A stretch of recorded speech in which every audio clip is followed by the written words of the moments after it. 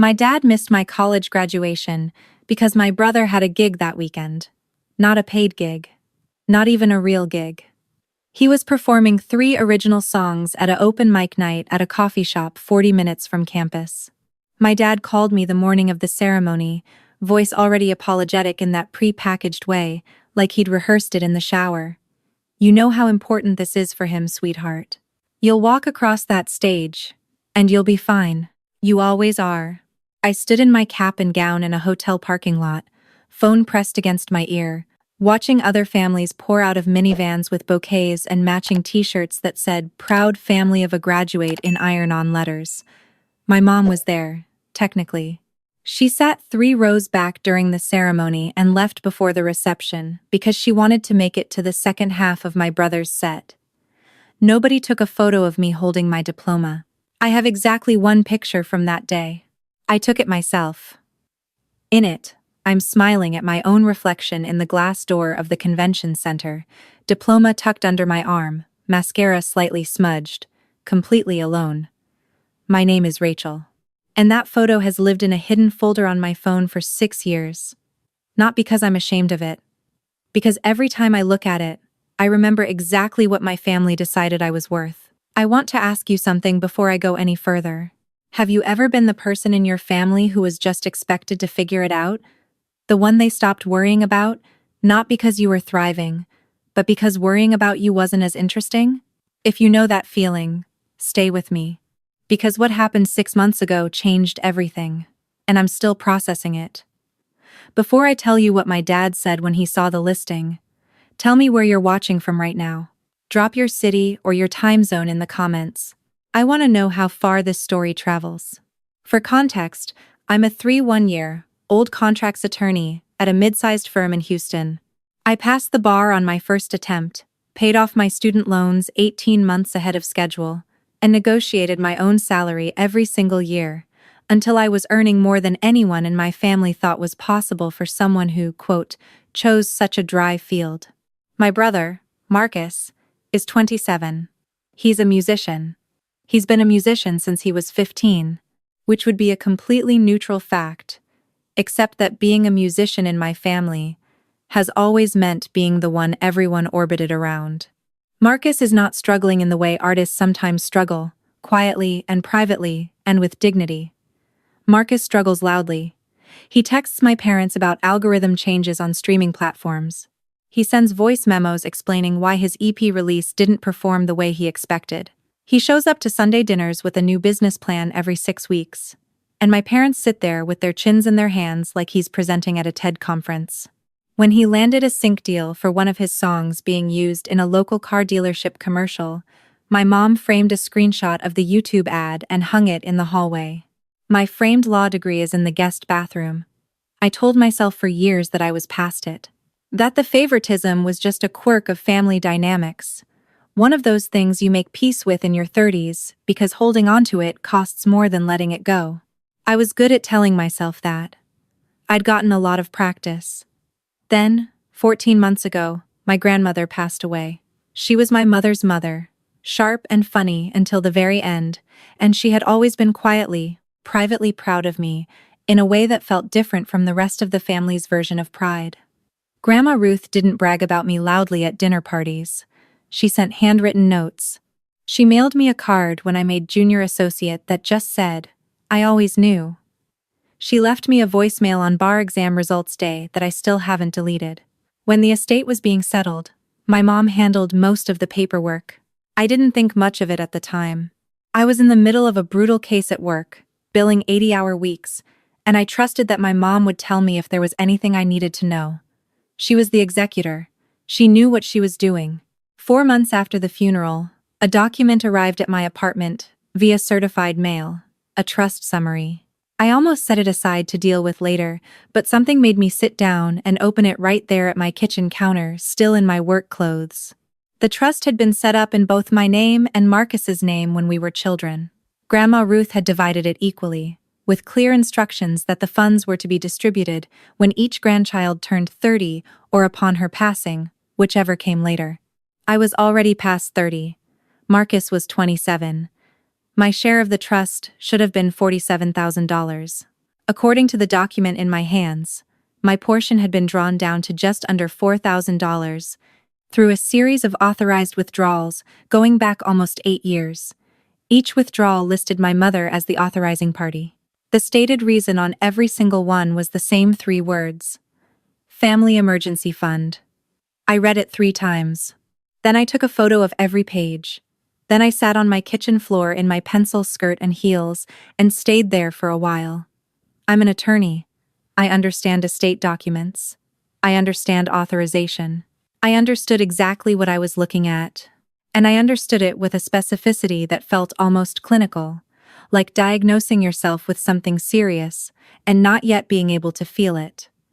My mother had been pulling from my grandmother's trust for years, not from Marcus's portion. Mine. I didn't call her that night. I didn't call anyone. What I did was open my laptop and request the full transaction history from the estate account, which I was entitled to as a named beneficiary. It arrived in my inbox 48 hours later. 22 separate withdrawals. The smallest was $800. The largest was $6,500. The dates corresponded, with a precision that made me go cold, to specific events in Marcus's career. A recording session. A music video. A tour that lasted 11 days and covered 4 cities. A piece of gear he'd posted about wanting on his Instagram story. A story I distinctly remembered my mom commenting on with 3 heart emojis. Family Emergency Fund. I sat with that phrase for a long time. I thought about every conversation where my mother had sighed about money being tight. Every time I'd quietly picked up the tab for a family dinner without being asked. Every time I'd wired her $300 or $500 for something vague she described as just helping us catch up, which I did without asking questions because I was the responsible one, and that's what responsible ones do. I thought about my graduation day, standing in that parking lot, being told I'd be fine. And then I thought about what I'd been planning to do with that trust money when it finally came through. I had my eye on a 2-bedroom condo in Midtown, a building I'd walked past 100 times on my lunch break. I had a meeting scheduled with a realtor. I'd already started the pre-approval process. I called the realtor the next morning and told her to keep me on her list. Then I called my bank and asked about the timeline on a recent bonus deposit, a significant one I'd received after successfully closing the largest contract dispute my firm had handled in 3 years. Combined with my savings and the $4,000 remaining from the trust, I had just enough to make a move I'd been thinking about for 2 years. 3 weeks later, I made an offer on a unit in a high-rise building in Midtown Houston. Full asking price. No contingencies. Closed in cash. I hadn't told my family I was buying a place. I hadn't mentioned the trust documents either. I needed to understand the full picture before I had any conversation, because I'm an attorney and that's how I operate. You don't walk into a deposition unprepared. You don't make your opening argument before you've read every exhibit. The listing went public briefly during the transaction process. It was standard, a few days on the MLS before the sale closed. My mom has a property search alert set up for the Houston zip codes, a habit she started years ago when she and my dad were loosely talking about maybe someday downsizing. She never bought anything, but the alerts kept coming. She called me on a Tuesday evening. I was reviewing a contract when my phone lit up with her name. Rachel. She didn't say hello. There's a listing that just sold in Midtown. 31st floor. 2 bedrooms. The buyer's name is listed in the county record as Rachel Ann Delaney. Hi, Mom. That's your full name. It is. Did you buy a condo? I did. The pause that followed was the kind that has texture to it. I could hear her processing. Then, Rachel, that building I looked it up, those units are listed between $380,000 and $450,000. Mine was $412,000, I said. Another pause. Longer this time. How? It wasn't even a question. It was just the word, dropped flat. I saved money, Mom. I earn money. I made a decision about how to spend it. Your father needs to hear about this. We're calling a family meeting. Sunday. Be here. I looked at the contract on my screen. I thought about the transaction history document saved in a folder on my desktop labeled simply, Documentation. I'll be there, I said. I have some things I'd like to discuss too. She hung up before I could say anything else. I called my best friend Danielle that night. We've been friends since our first year of law school, when we were assigned adjacent carrels in the library and bonded over the shared misery of civil procedure. She grew up with a younger sister who could do no wrong, which means she has never once asked me to explain the concept of being the family afterthought. We met for dinner at a place we'd been going to for years, a Thai spot with good lighting and a corner booth that felt private enough to talk about things that mattered. I laid everything out: the trust document, the transaction history, the 22 withdrawals, the dates matching Marcus's career milestones, the total, just over $43,000 drawn from my portion over 8 years while my half of the trust was quietly hollowed out and his sat untouched. Danielle set down her fork. She's the executor. She's the executor, I confirmed. Rachel, that's a breach of fiduciary duty. I know. That's not just a family problem. That's potentially a legal problem. I know that too. She looked at me for a moment. What are you going to do? I'm going to Sunday dinner, I said, and I'm going to give them the opportunity to respond before I decide anything else. You're going in with documentation. I'm going in with a binder, I said. Tabbed. Chronological. She almost smiled. Of course you are. Then, more quietly, are you okay? I thought about that. The honest answer was complicated. There was something that felt like grief in it, not sharp, not dramatic, more like the low ache of finally having confirmation of something you'd always half suspected but worked very hard not to look at directly. My mother had looked at 2 grandchildren and chosen, every single time, which one's dreams were worth protecting. I'm clearer than I've been in a long time, I said finally. I think I just needed to see it in writing. Danielle nodded. She reached over and topped off my water glass, without being asked, which is one of the small things she does that I think of as evidence of what actually caring about someone looks like. I want to say something, she said. The condo. The $412,000 condo you bought in cash. Can we talk about that for a second? It wasn't entirely in cash, I said. I had savings, the bonus, the trust remainder. I financed a portion. But you did it. You bought a place in Midtown. I did. She leaned back. You know what's interesting? You've wanted that for 2 years. You used to send me listings. You had a folder. I had a spreadsheet. You had a spreadsheet, she repeated. And you kept saying you were almost ready. Almost in a position. Almost. What changed? I looked at my water glass. I stopped waiting for circumstances to feel right. I stopped waiting for something external to give me permission. The trust money was supposed to help me get here, and it was taken without my knowledge, so I built my way here without it. I paused. I'm tired of almost. She looked at me with something I recognized as respect. They're going to walk into that meeting thinking this is about a condo, she said. I know, but it's about a lot more than a condo. It always was, I said. Sunday came gray and warm the way Houston Sundays often do in spring, that heavy overcast that makes everything look like it's waiting for something. I drove to my parents' house in the Heights, a drive I'd made hundreds of times, past the same gas station and the same church marquee, and the same elementary school where I'd once won the 6th grade science fair, and come home to find that my mother had forgotten to pick me up because Marcus had a piano recital. My parents' house looked the same as always. Brick front, magnolia in the yard, my dad's truck in the driveway, and Marcus's Kia parked behind it with a bumper sticker that read "Music is my language" in peeling vinyl. I parked on the street, sat for a moment with my hands on the wheel, binder on the passenger seat. I thought about what Danielle had said the night before when she texted me good luck, and then immediately followed it with, "You're not going there to burn anything down. You're going there to stop letting it happen quietly." That distinction felt important. I held onto it as I walked up the front path. My mom answered the door before I could knock. Her eyes went immediately past me to the street. She was looking for something unfamiliar, I realized. A flashy car. Some visual proof of extravagance.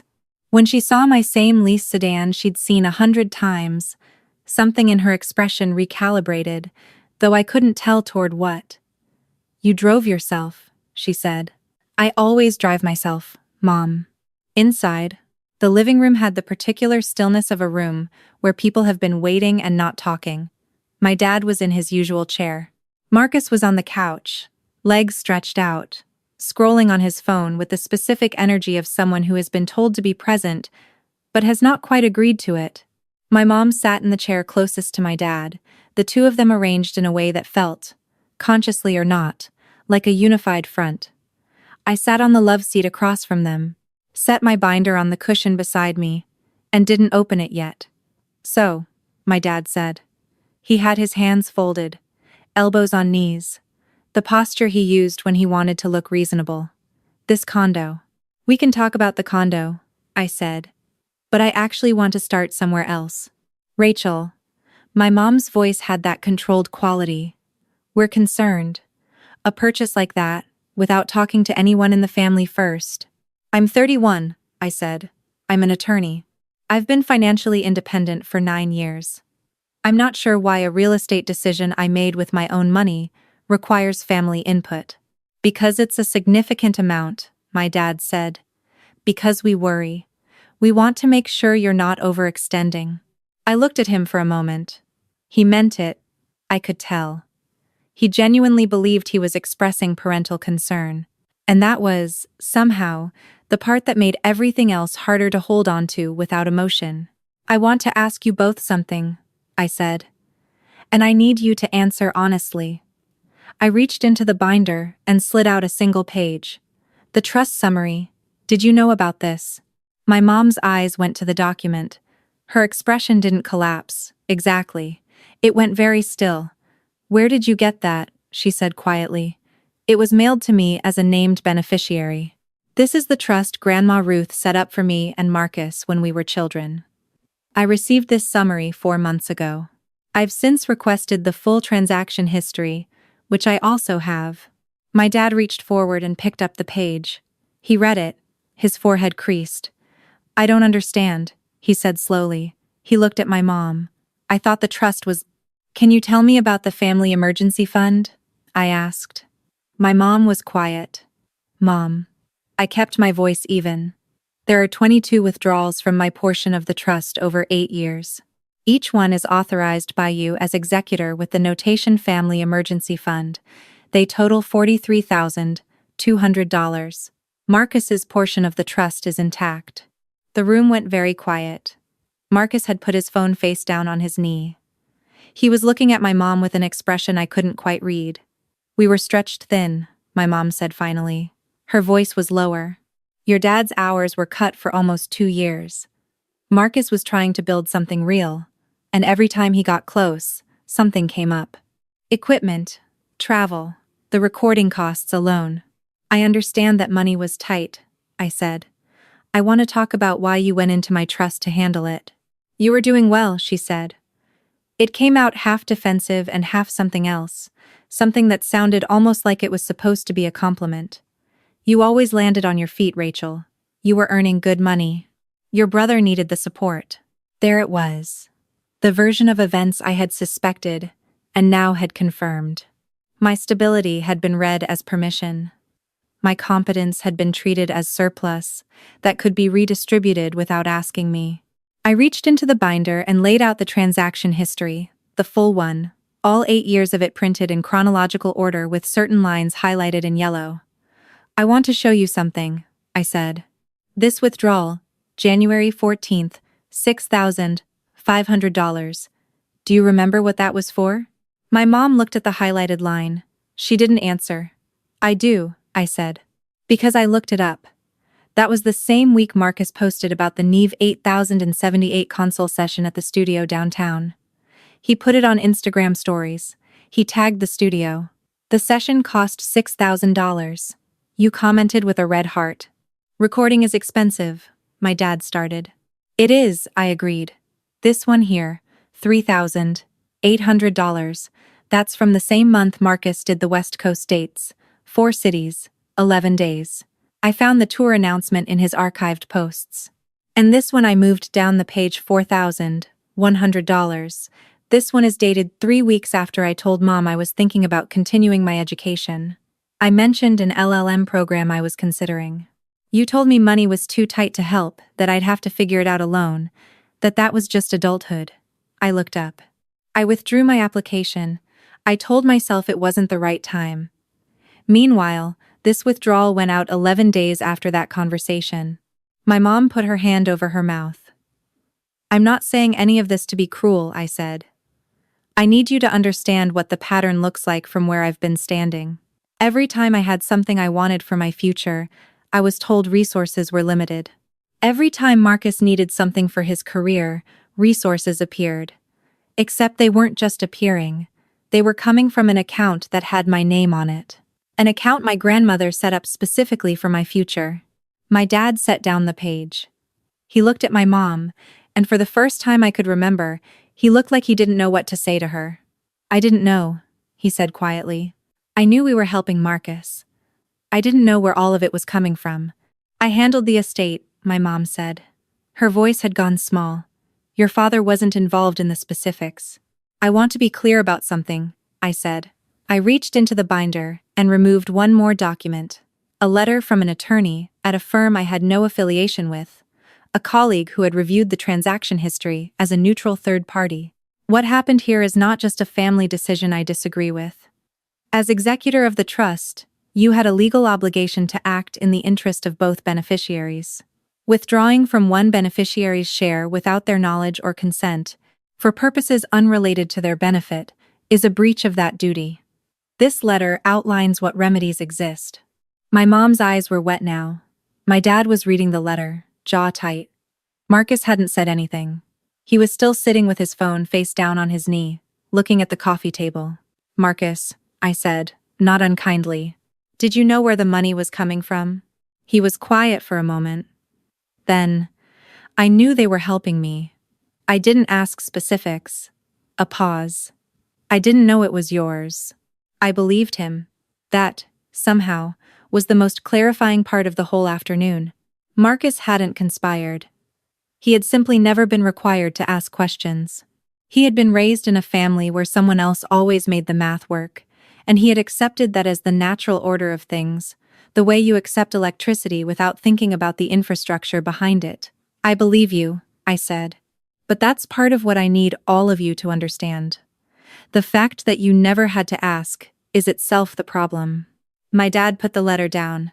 What do you want, Rachel? He asked. It wasn't aggressive. It sounded almost tired. Tell us what you want.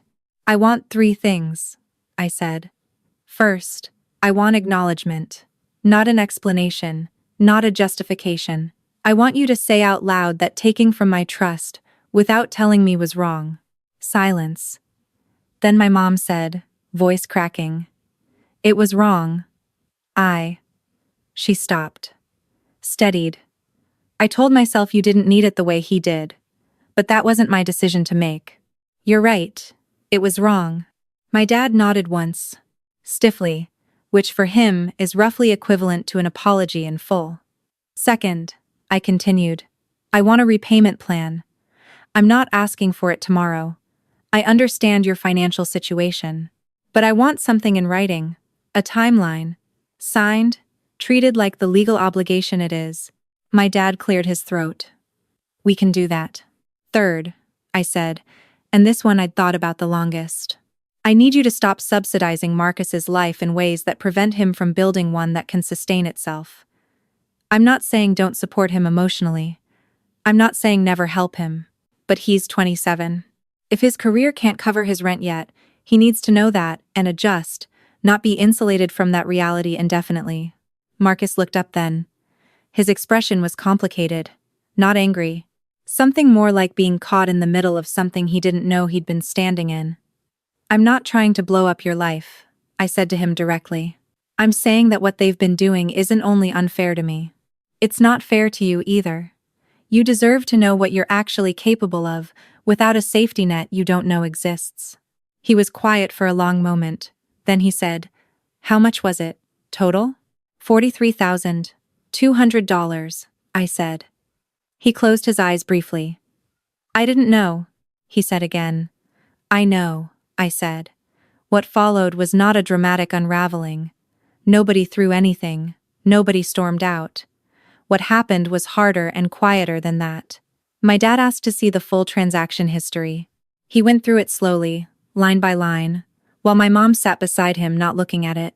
Marcus asked a few questions, cautious ones, the questions of someone trying to understand the shape of something they've been living inside without knowing its dimensions. After a while, my dad set the papers down. We need to talk about the lake house, he said to my mom. She nodded once, like she already knew. They owned a small property on Lake Conroe, 2 hours north. They'd had it for 12 years. I'd spent summers there as a kid. It had always been described as untouchable, the one thing they planned to hold on to through everything. I didn't ask what they intended. That was their decision to make. I left before dinner. My mom walked me to my car, which is something she hadn't done in years, and stood on the front path with her arms crossed in the way she does when she's holding herself together. The condo, she said. Can I see it sometime? When I'm ready, I said. She nodded. She didn't argue with the condition, which was itself something new. I drove home on the 610 loop as the city lights came on around me, Houston sprawling out in every direction, indifferent and enormous, and full of people working through their own versions of this particular reckoning. I had a voice note from Danielle waiting for me.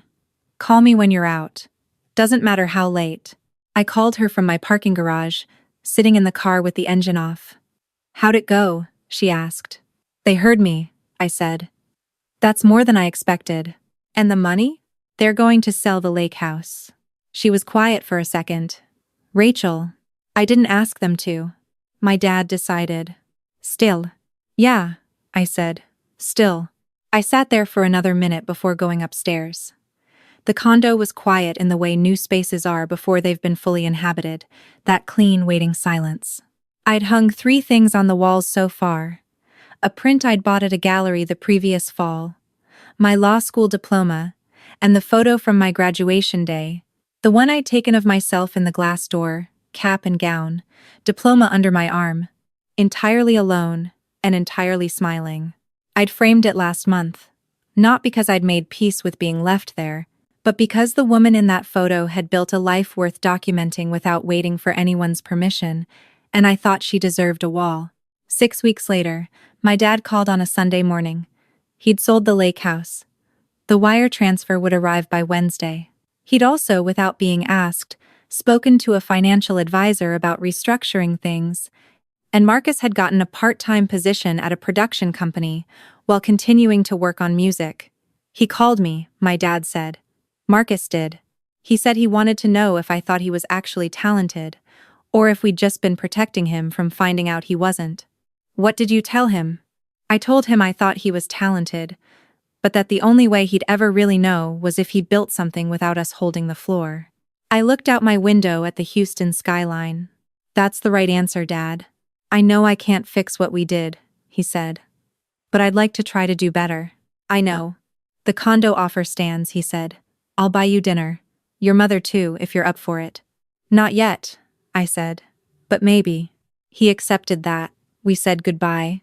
I made coffee and stood at my window for a long time, thinking about all the years I'd spent being fine, performing fine, weaponizing fine against myself as proof that I didn't need anything from anyone. Here's what I'd want anyone to hear who grew up being the capable one, the reliable one, the one everyone pointed to as proof that the family was functional. Your stability is not a donation. Your competence is not a resource pool. The fact that you figured out how to survive without support is not evidence that you didn't need it. It's evidence of how hard you worked in its absence. You are allowed to want the thing you've been building toward. You are allowed to ask where the money went. You are allowed to sit across from the people who love you and say, what you did had consequences, and I'm not going to quietly absorb them anymore. The bravest thing I did wasn't buying a condo. It wasn't walking into that living room with a tabbed binder. It was deciding, for the first time in 31 years, that my future was not a backup fund for someone else's dreams. The photo on my wall is still from graduation day. I'm still alone in it. But these days when I look at it, I don't see someone being left behind. I see someone who was already on her way. So I'll ask you this. If you found out your family had been quietly drawing from something that was supposed to be yours, would you confront them? Would you take it to a lawyer? Or would you stay quiet to keep the peace? Tell me in the comments. I want to hear how you'd handle it.